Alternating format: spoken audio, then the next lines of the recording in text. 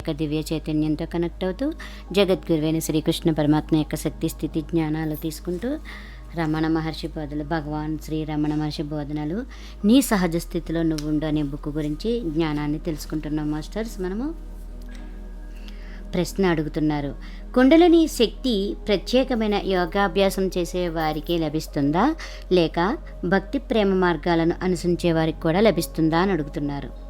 జవాబు, కుండలిని శక్తి లేనిది ఎవరికి? ఆ శక్తి యొక్క నిజస్వరూపం తెలిస్తే దానిని అఖండాకారవృత్తి అంటే పూర్ణ చైతన్యం లేదా అహం స్మరణ అంటే ఆత్మ యొక్క ప్రకాశం అంటారనమాట. ఈ మార్గాన్ని అవలంబించే వారికైనా కుండలిని శక్తి ఉంది. పేరులో మాత్రం ఏ భేదము లేదు. పేరులో మాత్రమే భేదం, అంతేకాని కుండలిని శక్తి అందరికీ ఉంది. మరి ప్రశ్న, శక్తి 5 దశలలోనో 10 దశలలోనో 100 దశలలోనో 1000 దశలలోనో అభివ్యక్తం అవుతుందంటారు. వీటిలో ఏది సరైనది అని అడుగుతున్నారు. జవాబు, శక్తికి ఒకే ఒక దశ ఉంది. ఎన్నో దశలలో కనపడుతుండటం ఒక చమత్కారం మాత్రమే. శక్తి అనేది ఒక్కటే అని చెప్తున్నారు.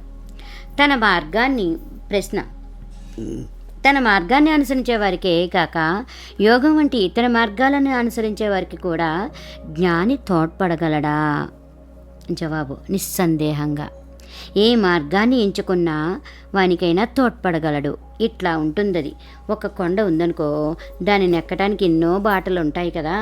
తాను వచ్చిన దారిని ఎక్కమడం అంటే కొందరికి నచ్చవచ్చు, కొందరికి నచ్చకపోవచ్చు.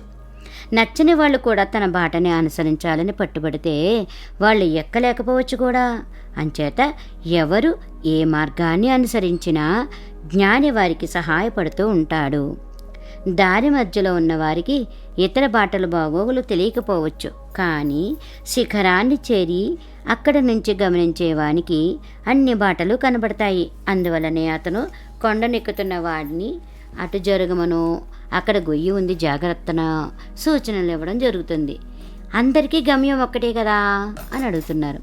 మళ్ళీ ఇంకొక ప్రశ్న, శ్రీ రమణగీతలో చెప్పినట్టు చిత్ జడ గ్రంథిని అంటే చైతన్యాన్ని దేహంతో తాదాత్మకం చేసేది ఛేదించటాన్ని ప్రాణాన్ని సుషుమ్నకి ఎట్లా మలచడం అని అడుగుతున్నారు. నేనెవరిని అనే విచారణ వల్ల కుండలని లేపి సుషుమ్నలోకి పంపాలని యోగి చూస్తాడు. జ్ఞానికి ఈ ఉద్దేశం ఉండదు. అయినా ఎదురు ప్రాణాన్ని సుషుమ్నలోకి పంపి చిత్ జడ గ్రంథిని ఛేదించగలుగుతారు. ఆత్మకి కానీ శక్తికి కానీ కుండలిని మరొక పేరు, అంతే. మనం ఈ శరీరానికే పరిమితమన్న భావం ఉండడం వల్ల అది శరీరం లోపలే ఉంటుందంటాం. నిజానికి అది లోపల బయట కూడా ఉంది. అది ఆత్మకి ఆత్మశక్తికి భిన్నం కాదు. ప్రశ్న, కుండలిని సుషుమ్న ద్వారా పైకి ఎక్కేట్టు చేయటానికి చక్రాలను ఎట్లా మదించాలి అని అడుగుతున్నారు. దీనికి ప్రాణాయామాన్ని ఉపయోగిస్తాడు యోగి. జ్ఞానికి గల మార్గం అన్వేషణే. యోగికి జ్ఞానికి భేదం చెప్తున్నారు. ఈ పద్ధతి వల్ల ఆ మనస్సు ఆత్మలో లీనమైనప్పుడు కుండలిని లేక శక్తి తనంతట తానే లేస్తుంది. అది ఆత్మకి భిన్నం కాదు కదా. కుండలిని సహస్రారంలోకి పంపటానికి యోగులు ఎంతో ప్రాధాన్యమిస్తారు. ప్రాణం శరీరంలోకి ఊర్ధ్వభాగం ద్వారా చొచ్చుకుంటుందని శాస్త్రవాక్యం. దానిని అనుసరించి వియోగం అట్లాగే ఏర్పడిందని, యోగాన్ని అంటే కలయికని సాధించాలంటే దానికి వ్యతిరేక మార్గం కావాలని అంటారు. అందువల్ల యోగాభ్యాసం వల్ల ప్రాణాలన్నింటినీ కూడగట్టుకుని యోగసిద్ధికి ఊర్ధ్వభాగానికి రావాలంటారు. ఇక జ్ఞాని చెప్పేది ఇదే. యోగి దృష్టిలో దేహం ఆత్మకి భిన్నం. ఈ విభేదాన్ని ఒప్పుకుంటే సంయోగానికి యోగా అభ్యాసం అవసరమంటాడు యోగి. నిజానికి దేహం మనస్సులో ఉంది. దానికి స్థావరం మెదడు పని చేయటం కూడా ఇంకెక్కడి నుంచో వచ్చే రశ్మి వల్లనేనని యోగులు కూడా ఒప్పుకుంటారు. మరి జ్ఞాని ఏమంటాడంటే ఆ రశ్మి ఏదో ఒక మూలాన్నించే వచ్చి ఉండాలి, కాబట్టి ఆ మూలానికే నేరుగా వెళ్ళాలి, వేరే ప్రదేశాలకి కాదు. ఆ మూలమే హృదయం, ఆత్మ. ఆత్మ బయట ఎక్కడి నుంచో వచ్చి దేహంలో ఊర్ధ్వ భాగం ద్వారా చొరబడదు. అది ఎల్లప్పుడూ కాంతివంతమే, స్థిరమే, నిశ్చలమే. దానికి ఎప్పుడూ పరివర్తనం అంటూ లేదు. ఏ మార్పు ఉండని ఆత్మ నుంచే ఉదయించే శరీరానికి, మనస్సుకి మనిషి తనని తాను పరిమితం చేసుకుంటాడు. కానీ ఈ రెంటికి మార్పు ఎప్పుడూ ఉంటుంది. ఈ తప్పు తాదాత్మ్యాన్ని వదులుకోవాలి. అది జరిగితే ద్వైతం అంటూ లేని సత్యం, ప్రకాశమయమైన ఆత్మ గోచరిస్తుందన్నమాట. సహస్రార మీద ఏకాగ్రత పెట్టుకుంటే తప్పకుండా సమాధి వస్తుంది. అయినా వాసనలు ధ్వంసం కావు. అందువల్లనే యోగి ఆ సమాధి నుండి మేల్కొని తీరుతాడు. అతనికి బంధాల నుండి విముక్తి లభించలేదు కనుక. సమాధి అవస్థలో ప్రశాంతతని భంగపరుచుకోకుండా ఉండటానికి అతను తన వాసనలను తుడిచిపెట్టేసుకోవాలి. అందువల్ల అతను సహస్రారం నుండి జీవనాడి ద్వారా హృదయంలోకి వెళ్తాడు. అంటే సుషుమ్నకి ఒక వంపు ఉందన్నమాట. మూలాధార చక్రం వద్ద ప్రారంభమై సుషుమ్న ద్వారా సహస్రారం వరకు ప్రాకి అక్కడ ఒక వంపు తిరిగి హృదయంలోకి దిగుతుంది. ఈ హృదయాన్ని యోగి చేరుకోగానే సమాధి పూర్తవుతుంది. అంటే ఆఖరి చక్రం హృదయం అన్నమాట. ప్రశ్న: హఠయోగాభ్యాసాల వల్ల జబ్బులు కుదురుతాయని, అందువల్ల జ్ఞానయోగాన్ని ప్రారంభించే ముందు ఆ అభ్యాసాలను చేయాలంటారు ఏమిటి అని అడుగుతున్నారు. జవాబు: అట్లా అనే వాళ్ళని చేసుకొని మా అనుభవం అది కాదు. నిరంతరం ఆత్మవిచారం చేస్తూ ఉంటే అన్ని జబ్బులు మాడిపోతాయి. శారీరక ఆరోగ్యం ఉంటేనే కానీ మానసిక ఆరోగ్యం ఉండదనే భావంతో ప్రారంభిస్తే దేహంపై తీసుకోవలసిన శ్రద్ధకి అంతే ఉండదు. ప్రశ్న: ఆత్మవిచారానికి హఠయోగం అక్కర్లేదా అని అడుగుతున్నారు. ఎవరికి అనువైన మార్గాన్ని వారే ఎంచుకుంటారు, వాళ్ళ పూర్వ సంస్కారాల వల్ల అని జవాబు చెప్తున్నారు. మళ్ళీ ఇంకొక ప్రశ్న: నా వయసులో హఠయోగం చేయవచ్చా? జవాబు: దాని గురించి అంత ఆలోచన ఎందుకు? ఆత్మ నీకు బయట ఎక్కడో ఉందని అనుకోవటం వల్లనే కదా ఈ కోరిక, ఈ ప్రయత్నమును. కానీ ఉండనే ఉన్నావు కదా. నిన్ను నీవు విడిచిపెట్టి ఎక్కడికో బయట ఉన్నదానికోసం ప్రాకులాడటం ఎందుకు? ఇంకొక ప్రశ్న: ఆత్మవిచారానికి హఠయోగం ఒక సాధన అని అపరోక్ష అనుభూతిలో ఉంది. జవాబు: శరీరాన్ని దృఢంగా ఉంచుకోవటం వల్ల ఆత్మవిచారం ఏ అంతరాయము లేకుండా కొనసాగించవచ్చని హఠయోగులు అంటారు.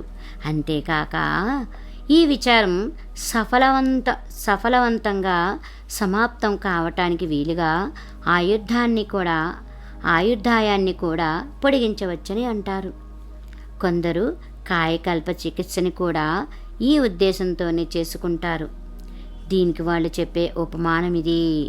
చిత్రం బాగుండాలంటే నేపథ్యం శుభ్రంగా ఉండాలని నిజమే, కానీ చిత్రమేమిటి, నేపథ్యం ఏమిటి? వాళ్ళ ఉద్దేశంలో శరీరం నేపథ్యం, విచారణ చిత్రం. కానీ శరీరమే ఆత్మ అనే నేపథ్యంపై చిత్రం కాదా? ఇంకొక ప్రశ్న: కానీ హఠయోగం గొప్ప సాధనమని అంటారే? జవాబు: నిజమే, వేదాంత పండితులు కూడా దానిని అభ్యసిస్తారు. లేకపోతే వారి మనసు అణిగి ఉండదు. అంటే ఇంకే విధంగానూ మనసుని నిశ్చలం చేసుకోలేని వారికి అది ఉపయోగిస్తుందని అనుకోవచ్చు. ప్రశ్న: ఆసనాలంటే ఏమిటి? వాటి అవసరం ఉందా? జవాబు: యోగశాస్త్రాలలో అనేక ఆసనాలు, వాటి ప్రయోజనాలు వివరింపబడి ఉన్నాయి. పులి చర్మం, దర్భలు మొదలైనవి కూర్చోవటానికి ఆసనాలు. పద్మాసనం, సుఖాసనం వంటివి మరికొన్ని ఉన్నాయి. నీ గురించి నీవు తెలుసుకోవటానికి ఇవన్నీ ఎందుకు? అసలు విషయం ఏమంటే, ఆత్మ నుండి అహంకారం ఉదయిస్తుంది. తానే శరీరం అనుకుంటుంది. ఈ ప్రపంచమే నిజమనుకుంటుంది. ఈ అహంభావంతో వెర్రిగా చూస్తూ ఆసనాల కోసం వెతుక్కుంటుంది. అటువంటి వ్యక్తి తానే కేంద్రమని, అన్నిటికీ ఆధారం తానేనని ఎరుగడు. అతను కదలకుండా ఉండటానికే ఆసనం. తన నిజస్థితిలో తప్ప అతను కదలకుండా దృఢంగా మరెక్కడ ఉండగలడు? అదే అసలైన ఆసనం. విశ్వమంతా స్థిరంగా నిలబడే స్థావరం ఆత్మేనన్న జ్ఞానం నుండి కదలకుండా ఉండటమే సమాధిని అందటానికి ఏకైక ఆసనం అన్నమాట. ఇంకొక ప్రశ్న, శ్రీ భగవాన్ సాధారణంగా ఏ ఆసనంలో కూర్చుంటారు అని అడిగారు. జవాబు, ఏ ఆసనమా? హృదయాసనంలో. ఏది సుఖంగా ఉంటే అదే నా ఆసనం. దానినే సుఖాసనం అంటారు. సుఖాన్నిచ్చే ఆసనం అన్నమాట. హృదయానికి సంబంధించిన ఆ ఆసనం ప్రశాంతంగా ఉంటుంది, సంతోషాన్నిస్తుంది. అందులో ఉన్నవారికి వేరే ఏ ఆసనము అవసరము లేదు. ప్రశ్న, కర్మయోగాన్ని బలపరుస్తున్నట్లుంటుంది గీత. యుద్ధం చేయమని అర్జునుడిని ఒప్పిస్తాడు శ్రీకృష్ణుడు. జీవితంలో ఎన్నో మహత్కార్యాలను సాధించిన ఆయన కార్యాచరణ పరాయణత్వానికి ఆదర్శప్రాయుడైనాడు. జవాబు, నీవు దేహానివి కావు, నీవు కర్తవి కావు అంటూ ప్రారంభిస్తుంది గీత. మళ్ళీ ప్రశ్న, ఆ మాటలకి అంతరార్థం ఏమిటి? జవాబు, తాను చేస్తున్నాననే భావం లేకుండా పని చేయాలన్నమాట. అహంకారం సమసిపోయినప్పుడు కూడా పనులు కొనసాగుతూనే ఉంటాయి. ప్రతి మనిషి ఏ ప్రయోజనం కోసమో రూపం దాల్చాడు. తాను కర్తనని అతను భావించినా భావించకపోయినా ఆ ప్రయోజనం నెరవేరుతుంది. మరి ప్రశ్న, కర్మయోగం అంటే ఏమిటి? కర్మ పట్ల అనాసక్తత లేక ఫలితం పట్లనా అని అడుగుతున్నారు. జవాబు, తాను కర్తనన్న భావం లేకుండా ఉండటమే కర్మయోగం అంటే. అన్ని కర్మలు వాటంతట అవే సాగిపోతాయి.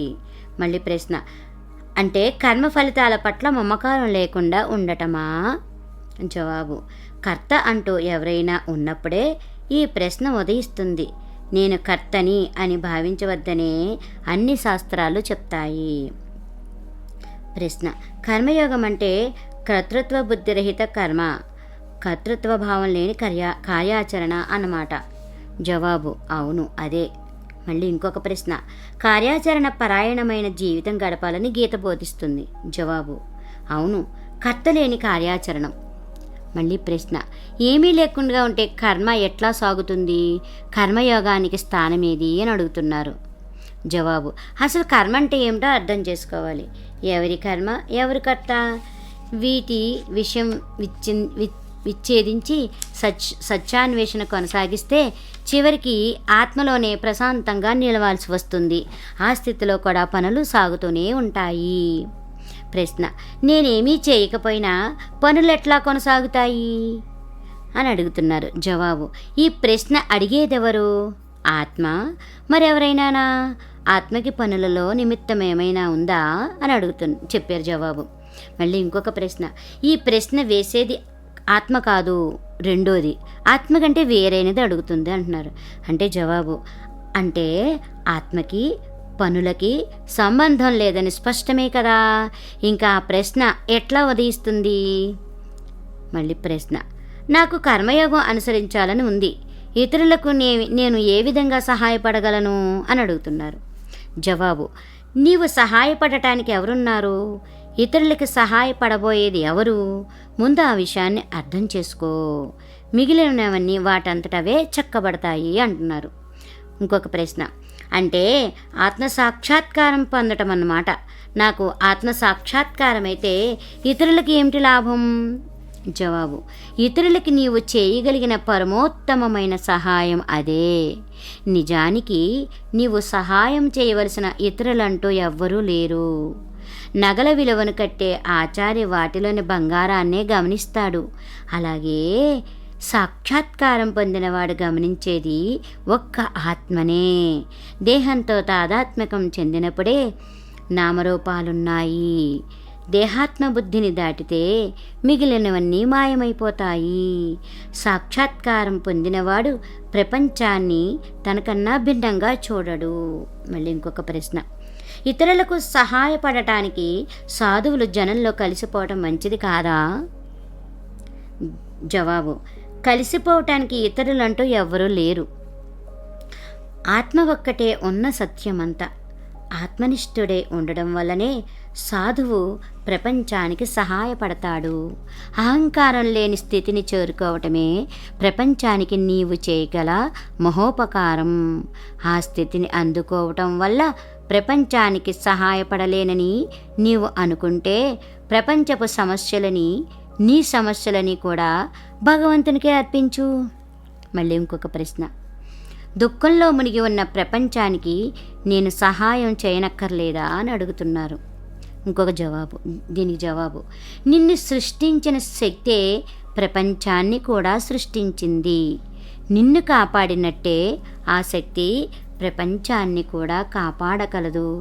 ఈ ప్రపంచాన్ని భగవంతుడే సృష్టించినట్లయితే దాని సంగతి చూసుకోవలసింది ఆయనే, నీ పని కాదు అది.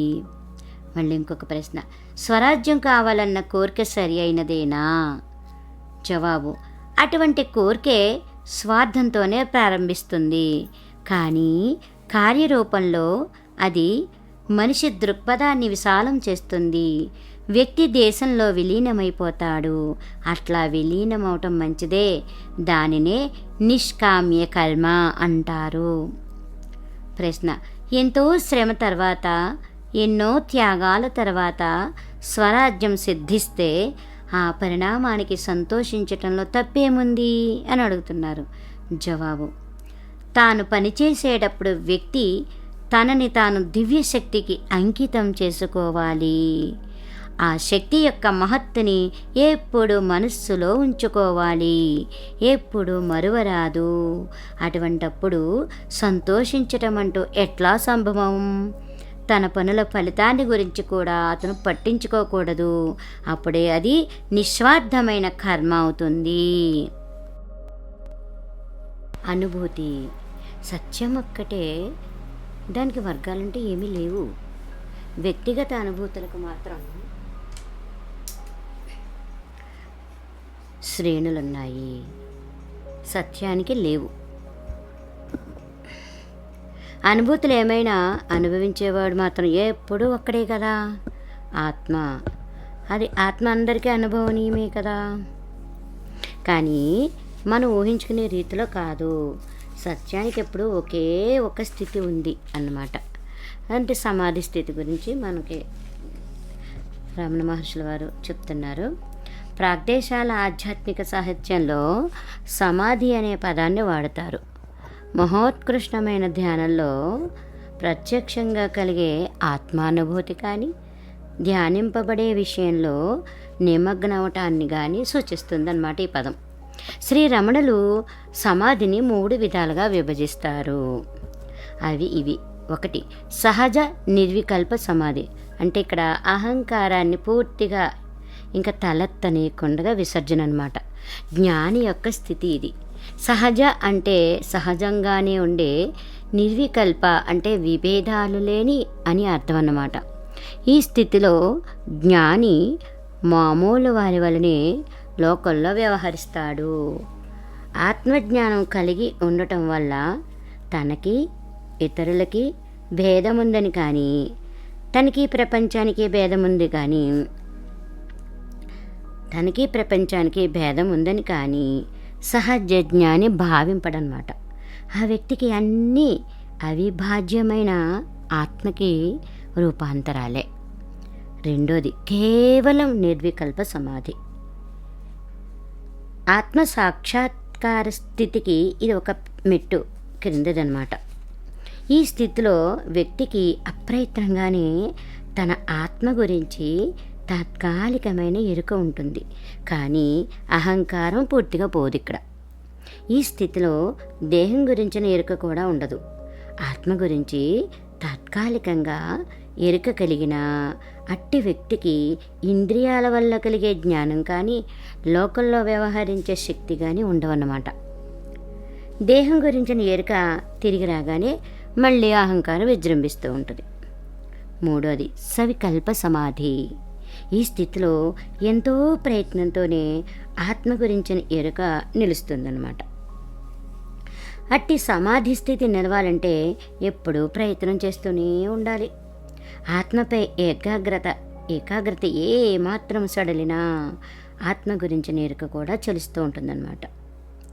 మరి సమాధికి సంబంధించిన పారిభాషిక పదాలని అర్థం చేసుకోవడానికి శ్రీరమణులు ఇచ్చిన నిర్వచనాలు ఉపకరిస్తాయి. అవి ఇవి ఏంటంటే, సత్యాన్ని విడవకుండా ఉండడం అదొక సమాధి. ప్రయత్నంతో సత్యాన్ని పట్టుకుని ఉండడం అది సవికల్ప సమాధి. 3. సత్యంలో లీనమైపోయి ప్రపంచం అంటే ఎరుక లేకుండా ఉండడం, ఇది నిర్వికల్ప సమాధి. 4. అజ్ఞానంలో విలీనమైపోయి ప్రపంచం అంటే ఎరుక లేకుండా ఉండడం గాఢ నిద్ర. 5. ఏ ప్రయత్నము లేకుండానే స్వచ్ఛమైన ఆదిమమైన సహజమైన స్థితిలో ఉండడం అన్నమాట, అది సహజ నిర్వికల్ప సమాధి అంటారు. మరి సమాధి అంటే ఏంటి? ప్రశ్న. సచ్చిత్తులను జవాబు చెప్తున్నారు. సచ్చిత్తులను అవిచ్ఛిన్నంగా నిశ్చలమైన మనస్సు అనుభవించటమే సమాధి అంటే. నిశ్చలమైన మనస్సు పొందే అనంతమైన ఆ ఆత్మానుభూతే సమాధి, అదే భగవదనుభూతి కూడా. అజ్ఞాన స్థితిలో మనస్సు ఆత్మలో విలీనమైన స్థితిని నిద్ర అంటారు. మెలకువగా ఉన్నప్పుడు మనస్సు అట్లా విలీనమవటం సమాధి అన్నమాట. అంటే మేల్కొని ఉన్న మనస్సు ఆత్మలో నిమజ్జనమై ఉండడం అన్నమాట. నిద్రలో కూడా ఆత్మలో నిమజ్జనమయ్యే ఉంటుంది మనస్సు, కానీ అది అపస్మారక స్థితి. సహజ సమాధిలో ఆత్మతో సమ్మేళనం ఎల్లప్పుడూ ఉంటుందన్నమాట. ఇంకొక ప్రశ్న అడుగుతున్నారు. మరి కేవలం నిర్వికల్ప సమాధి, సహజ నిర్వికల్ప సమాధి అంటే ఏమిటి? మనస్సు ధ్వంసం కాకపోయినా ఆత్మలో నిమజ్జనమవటం కేవలం నిర్వికల్ప సమాధి అన్నమాట. ఆ స్థితిలో వ్యక్తికి ఇంకా వాసనలుంటాయి, అందువల్ల ముక్తి నొందడు. వాసనలు నాశనమైన తర్వాతనే ముక్తి సంభవం అవుతుంది. విషయ వాసనలన్నీ సమూలంగా పోవాలన్నమాట. తర్వాత ఇంకొక ప్రశ్న. సహజ సమాధిని ఎప్పుడు అభ్యాసం చేసుకోవాలి మరి అంటే, మొదటి నుంచి చేసుకోవచ్చు. కేవలం నిర్వికల్ప సమాధిని కొన్ని సంవత్సరాల పాటు అభ్యాసం చేసుకున్నా వాసనలను రూపమాపనంత వరకు ముక్తి కలగదు ఎవరికి.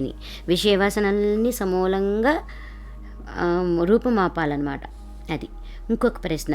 మరి సవికల్ప నిర్వికల్ప సమాధుల తేడా ఏమిటో స్పష్టంగా తెలుసుకోగోరుతున్నాను అని అడుగుతున్నారు. దీనికి జవాబు పరమోత్కృష్టమైన స్థితిని అంటిపెట్టుకుని ఉండడం అన్నమాట సమాధి అంటే. ఈ స్థితి ప్రయత్నం వల్లనే సాధ్యమైతే దానిని సవికల్ప సమాధి అంటారు. మానసిక అలజడు లేకపోతే నిర్వికల్ప సమాధి. ఏ ప్రయత్నము లేకుండా ఆదిమ స్థితిలో శాశ్వతంగా ఉండడం సహజ సమాధి. ఓకే, ఇంకొక ప్రశ్న. మరి సహజ సమాధి అందుకునే వరకు కొనే ముందు నిర్వికల్ప స్థితిని అందుకోవాలా? సహజ సమాధి అందుకునే ముందు నిర్వికల్ప స్థితిని అందుకోవాలా అని అడుగుతున్నారు ప్రశ్న. జవాబు, ఏ సమాధి స్థితిలోనైనా, అంటే సవికల్ప స్థితి అయినా సరే నిర్వికల్ప సమాధి అయినా సరే, శాశ్వతంగా ఉండటమే సహజ స్థితి. శరీర ధ్యాస కలిగి ఉండటం అంటే ఏమిటి అసలు? జడమైన దేహానికి చైతన్యం తోడవడం అన్నమాట. అంటే ఈ రెండు ఇంకో చైతన్యంలోనివన్నమాట. ఆ చైతన్యం దేనివల్ల ప్రభావితం కాదు, ఎప్పుడూ ఒకే స్థితిలో ఉంటుంది. అది కేవలం శరీరధ్యాస ఉన్నా లేకపోయినా ఉంటుంది. ఆ శుద్ధ చైతన్యాన్ని విడవకుండా ఉంటే ఈ శరీరధ్యాస ఉంటేనేం లేకపోతేనేం ఆ శుద్ధ చైతన్యాన్ని పట్టుకుని ఉండాలన్నమాట. శరీరధ్యాస అసలు లేకపోవడం సమాధి అవస్థను ఇంకా తీవ్రం చేస్తుందన్నమాట. అంతేనే కానీ పరమాత్మ అంటే ఉండే ఎరుకని ఏ విధంగానూ తగ్గించదు. ఆ పరమాత్మ నిత్యం సర్వమంగళుడు, ఎప్పుడు హృదయస్థానంలో హాయిగా ప్రశాంతంగా ఆయన్ని అలా ఉంచాలి, మనం కూడా ప్రశాంతంగా ఉండాలన్నమాట. ఇలాంటి కోపతాపాలకు లోను కాకుండా హాయిగా ఆనందకరమైన స్థితి. ఓకే, ఇంకొక ప్రశ్న. 4వ అవస్థ అయిన తురియకు సమాధికి ఏమైనా తేడా ఉందా? జవాబు: సమాధి, తురియ, నిర్వికల్ప వీటన్నిటికీ ఒకే లక్షణం, ఆత్మజ్ఞానం కలిగి ఉండటం అన్నమాట. తురియ అంటే 4వ స్థితి, పరమోత్కృష్టమైన చైతన్యంతో ఉంటాం మనం ఆ గాఢ నిద్రలో. ఇది మిగిలిన 3 అవస్థలైన మెలకువ, స్వప్నం, సుషుప్తి అవస్థలకు భిన్నం అన్నమాట. ఆ 4వ అవస్థ శాశ్వతమైనది. మిగిలిన 3 వస్తూ ఉంటాయి, పోతూ ఉంటాయి. తురియ అవస్థలో మనస్సు తన మూలమైన హృదయంలో లీనమై అక్కడ మౌనంగా ఉన్నదన్న ఎరుక ఉంటుంది. అయినా కొన్ని భావాలు వస్తూనే ఉంటాయి. ఇంద్రియాలు కొద్దిగా చురుకుగా ఉంటాయి. నిర్వికల్ప స్థితిలో ఇంద్రియాలు ఏమీ పనిచేయవు, భావాలు ఏమాత్రమూ ఉండవు. అందువల్ల ఈ స్థితిలో శుద్ధ చైతన్యానుభూతి చాలా ప్రగాఢంగా ఆనందమయంగా ఉంటుంది. సవికల్ప సమాధిలో తురియ అవస్థ అందుతుందన్నమాట. మళ్ళీ ఇంకొక ప్రశ్న. నిద్రలో కలిగే ఆనందానికి తురియ అవస్థలో కలిగే ఆనందానికి భేదమేముంది? భేదం ఏమిటి అని అడుగుతున్నారు. జవాబు: ఆనందం ఒక్కటే, ఎన్నో రకాలు కాదు. ఉన్నదంతా ఒకే ఆనందం. అందులో మెలకువగా ఉన్నప్పుడే ఆనందం, అన్ని జీవరాశులు అనుభవించే ఆనందం అన్నమాట. బ్రహ్మానందం ఉన్నాయి దాంట్లో. అది ఆత్మ యొక్క ఆనందం, బ్రహ్మానందం అనేది. నిద్రలో తెలియకుండా అనుభవించే ఆనందాన్నే తురియ అవస్థలో ఎరుకతో అనుభవిస్తాం అన్నమాట. ఉన్న భేదమంతా అదే. మెలకువగా ఉన్నప్పుడు అనుభవించేదాన్ని ఉపాధి ఆనందము అంటారు. అది అసలైన ఆనందానికి ఒక మెట్టు క్రిందదన్నమాట. మళ్ళీ ఇంకొక ప్రశ్న. రాజయోగంలోని 8వ దశ అయిన సమాధి మీరు చెప్పే సమాధి ఒక్కటేనా? ఇంకొక జవాబు. యోగంలో సమాధి అంటే ఒక విధమైన పారవశ్యం. అందులో చాలా రకాలు ఉన్నాయి. నేను చెప్పే సమాధి వేరు. ఇది సహజ సమాధి.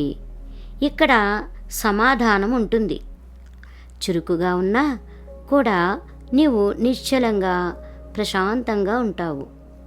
అంతరంగంలోని ఆత్మే నిన్ను నడిపిస్తోందన్న జ్ఞానం ఉంటుంది. అప్పుడు ఏది నీ స్వంతం కాదని తెలియటం వల్ల నీకే చింతలు, ఆందోళనలు, బాధ్యతలు ఉండవు. అంతే కదా, ఏది మన సొంతం కాదు. అప్పుడు ఆందోళన ఎక్కడ ఉంటుంది, బాధ్యత ఎక్కడ ఉంటుంది? కావాలని నీవు దేనితో సమ్మేళనమయ్యావో అదే అన్నిటినీ చేస్తోందని తెలుస్తుంది అన్నమాట మనకి. ఓకే, మళ్ళీ ఇంకొక ప్రశ్న. సహజ సమాధే వాంఛనీయమైన స్థితి అయితే నిర్వికల్ప సమాధి అవసరం లేనట్టేనా అని అడుగుతున్నారు. రాజయోగంలో నిర్వికల్ప సమాధికి ఏమైనా ప్రయోజనం ఉండవచ్చు, కానీ జ్ఞానయోగంలో ఈ సహజ స్థితే, ఈ సహజ నిష్ఠే నిర్వికల్ప అవస్థ అన్నమాట. ఈ సహజ స్థితిలో మనస్సుకి ఏ సంశయాలు ఉండవు. సంభవాల మధ్య ఊగిసలాడవలసిన అవసరం దానికి లేదు. ఏ విధమైన వికల్పాలను అది గమనించదు. సత్యం అనుభవ సిద్ధం అవటం వల్ల వాస్తవమేదో దానికి తెలిసే ఉంటుంది. ఏ వ్యాపకం ఉన్నా ఆ వ్యాపకం ఆత్మలో, సత్యంలో, పరమాత్మలోనే జరుగుతోందన్న జ్ఞానం ఉంటుందన్నమాట. ఓకే, ఇంకొక ప్రశ్న. సుషుప్తి, మనోలయం, సమాధి, మరి వీటిలో తేడాలేమిటి? జవాబు. సుషుప్తిలో మనస్సు విలీనమవుతుందే కానీ వినాశం కాదు. విలీనమైనది మళ్ళీ ఉదయిస్తుంది. ధ్యానంలో అట్లా జరగదు. ధ్వంసమైన మనస్సు మళ్ళీ ఉదయించలేదు. మనస్సుని నాశనం చేయటమే లక్ష్యంగా పెట్టుకోవాలి, కానీ లయంలో ఇంకిపోవటాన్ని కాదు. అంటే మనసుకు అతీతంగా వెళ్ళిపోవాలన్నమాట. ధ్యానంలో కలిగే శాంతిలో మనోలయం సంభవం, కానీ అది చాలదు. మనస్సును ధ్వంసం చేయాలంటే వేరే కొన్ని అభ్యాసాలు అవసరం ఉంటుంది. ఏదో ఒక అల్పమైన భావం వల్ల యోగంలో సమాధి స్థితిలో పాడేవారు ఉన్నారు. అయినా చాలా కాలం తర్వాత మెలకువ వచ్చిన ఆ భావంతోనే మేల్కొంటారు. ఈలోగా ఈ లోకంలోని కొన్ని తరాలు వచ్చి వెళ్ళి ఉండవచ్చు. మనస్సుని నిజంగానే ధ్వంసం చేయటం అంటే మనసు ఆత్మకి భిన్నం కాదని గుర్తించటం అన్నమాట. ఆత్మ మనసు ఒకటే. ఇప్పుడు కూడా మనస్సు అంటూ ఏదీ లేదు. దీనిని గ్రహించు. నీ ప్రమేయమే లేకుండా జరిగే నిత్య కృత్యాల బట్టే ఈ విషయాలన్నీ గ్రహించగలుగుతూ ఉంటావు అన్నమాట. వాటిని జరిపించే మనసు నిజం కాదని, ఆత్మ నుండి ఉదయించే భూతమని తెలుసుకో. మనస్సుని ఆ విధంగా ధ్వంసం చేయాలన్నమాట. సరే, ఇంకొక ప్రశ్న.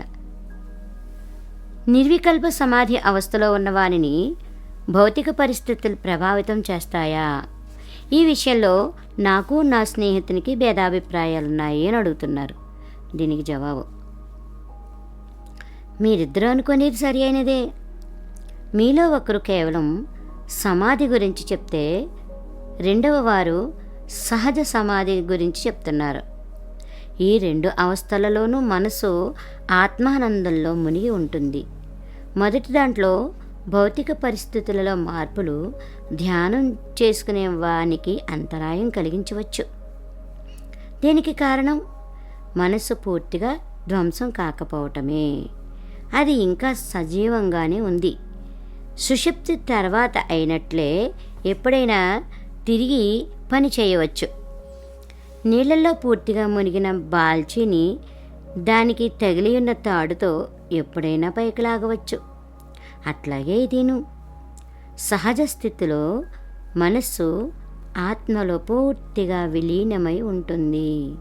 తాడుతో సహా నూతిలో మునిగిపోయిన బాల్చీ వలనే.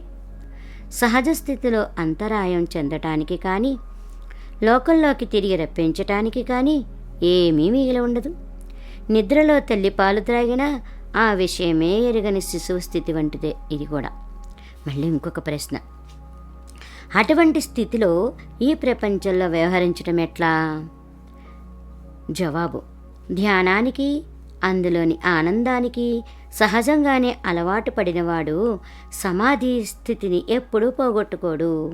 పైకి ఏ పనులు చేస్తున్నా, ఏ భావాలు వచ్చినా సరే, అదే సహజ నిర్వికల్ప సమాధి స్థితి. ఆ స్థితిలో మనస్సు పూర్తిగా నాశనమై ఉంటుంది. కేవల నిర్వికల్ప స్థితిలో మనస్సు లయమవుతుంది. అంటే తాత్కాలికంగా లేకుండా పోతుందన్నమాట. ఈ స్థితిలో ఉన్నవాళ్ళు ఎప్పటికప్పుడు మనస్సుని అదుపులో పెడుతూ ఉండాల్సిన అవసరం వస్తుంది. సహజ సమాధి వలె మనస్సుని నాశనం చేస్తే అది తిరిగి తల ఎత్తదు. అటువంటి వాళ్ళు ఏమి చేసినా యాదృచ్ఛికమే అవుతుంది. వాళ్ళు ఆ ఉన్నత స్థాయి నుంచి దిగజారరు. కేవల నిర్వికల్ప స్థితిలో ఉన్నవాళ్ళు ఆత్మ సాక్షాత్కారాన్ని పొందిన వాళ్ళు అన్నమాట. ఇంకా సాధకులే వాళ్ళు. ఇంకా సాధనలో ముందుకు వెళ్ళాలి వాళ్ళు. సహజ నిర్వికల్ప స్థితిలో వాళ్ళు ఏ గాలి వీచని ప్రదేశంలోని దీపం వలనో, కెరటాలు లేని సముద్రం వలనో ఉంటారు. అంటే వారికి నిశ్చలత్వం ఉంటుంది. తమ కంటే భిన్నంగా ఏదీ కనిపించదు వాళ్ళకి. ఆ స్థితిని చేరుకునే వాళ్ళకి అన్నీ తమ కంటే వేరుగా కనిపిస్తాయి.